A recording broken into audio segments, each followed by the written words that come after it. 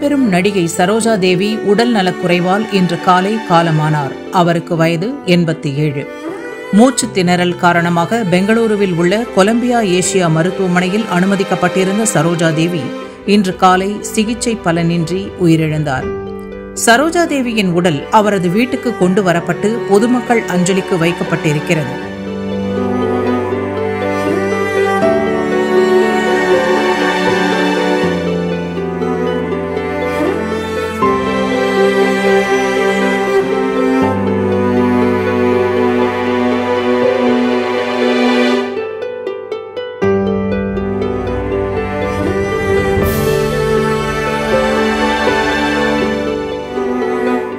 மறைந்த நடிகை சரோஜா தேவி மரணம் குறித்து தமிழ், தெலுங்கு, மலையாளம், கன்னட திரைப்பட பிரபலங்கள், அரசியல் தலைவர்கள் இரங்கல் தெரிவித்து வருகிறார்கள்.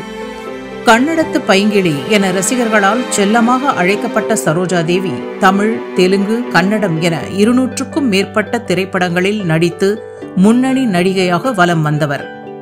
இவரது 50 ஆண்டு கால திரை வாழ்வில் கன்னடத்து பைங்கிளி, அபிநய சரஸ்வதி போன்ற அடைமொழிகளால் அழைக்கப்பட்ட சரோஜா தேவி பத்மபூஷன், பத்மஸ்ரீ விருதுகளையும் வாழ்நாள் சாதனையாளர்களுக்கான தேசிய விருதையும் பெற்றவர்.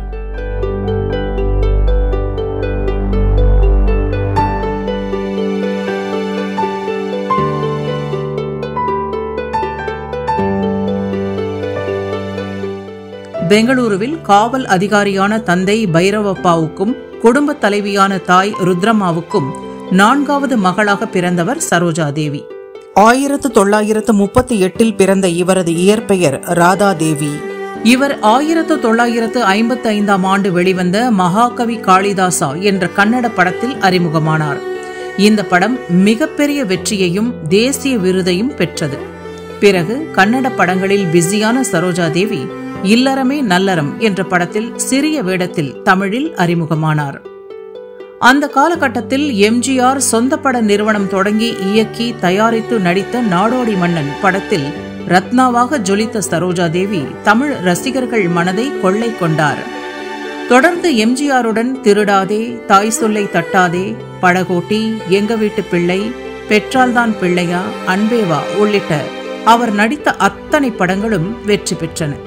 ஸ்ரீதர் இயக்குனராக அறிமுகமான கல்யாண பரிசு திரைப்படத்தில் நடித்ததன் மூலம் சரோஜா தேவி பெரும் நட்சத்திர அந்தஸ்தை பெற்றார். சிவாஜி கணேசனுடன் பாகப்பிரிவினை, பாவம் மன்னிப்பு, பார்த்தால் பசி தீரும் என்று தொடங்கி புதிய பறவையில் காதலித்து அவரை கைது செய்ய வரும் ரகசிய ஏஜென்டாக பிரமாதமான நடிப்பை வெளிப்படுத்தினார் சரோஜா தேவி.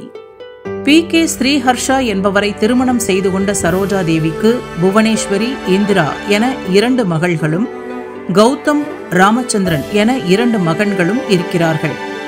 கணவர் அனுமதியுடன் படங்களில் கதாநாயகியாக நடித்த அவர் திருமணம் செய்து கொண்டால் பட வாய்ப்புகள் குறைந்துவிடும் என்ற மாயையை முதலில் உடைத்தெறிந்தவர். படப்பிடிப்பில் ஒழுங்கு, நேரம் தவறாமை ஆகியவற்றிற்கு உதாரணமாக திகழ்ந்த சரோஜா தேவி அன்றைய நாயகிகளில் அதிக சம்பளம் வாங்கியவர் என்ற பெருமை கொண்டவர்.